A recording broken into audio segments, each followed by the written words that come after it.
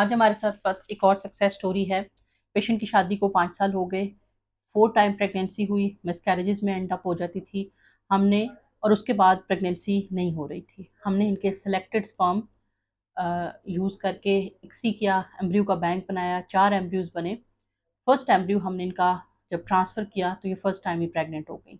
अब pregnancy achieve करने के बाद एक नॉर्मल एम्ब्रियो के साथ अगला प्रॉब्लम था कि बच्चे की तरफ कॉन्टिन्यूसली ब्लड फ्लो मेंटेन रखे गए। हमने इनको कुछ ऐसे इंजेक्शंस के ऊपर रखा कि बच्चे की तरफ जो ब्लड फ्लो है वो नेचुरली जाता रहे, क्योंकि जेनेटिकली नॉर्मल बेबी भी अगर आप ट्रांसफ़र करते हैं और अगर उसके अंदर खून का जो रुकावट हो जाती है तो ग्रोथ नहीं करता। हमने इनको उन इंजेक्शंस के ऊपर रखा। आज अल्हम्दुलिल्लाह इनका 3rd मंथ ख़त्म हो गया हुआ है, 4th मंथ स्टार्ट होने जा रहा है। बच्चे की मूवमेंट भी अल्ट्रासाउंड पे नज़र आने लग गई है और तकरीबन 12 वीक्स इनको शुरू हो चुके हैं।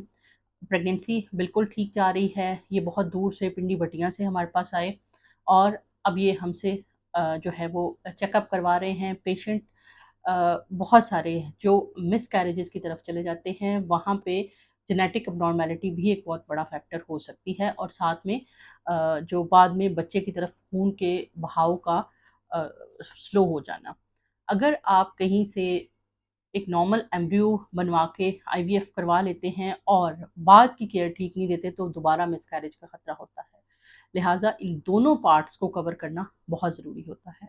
अल्हम्दुलिल्लाह पेशेंट अब बहुत सेफ रेंज के अंदर एंटर हो गया है, लेकिन हमने वो अद्वियात जो प्लेसेंटा के अंदर क्लॉट ना बनने दें, कोई ऑटोम्यून रिएक्शन ना करें। पेशेंट ऑटोम्यून डिजीज़ का भी है, तो एज ए गायनिकोलॉजिस्ट आपने इन सारे फैक्टर्स को, पैरामीटर्स को अपने इनकाउंटर करना होता है। कोई भी एक चीज़ मिस हो तो आउटकम बुरा हो सकता है। आप में से जो कोई अभी तक इनफर्टिलिटी, सब फर्टिलिटी को सफ़र कर रहे हैं, प्रेगनेंसी की तरफ नहीं जा पा रहे हैं, दिए गए नंबर्स पे कांटेक्ट करके प्रेगनेंसी के लिए एक्सपर्ट एडवाइस ले सकते हैं।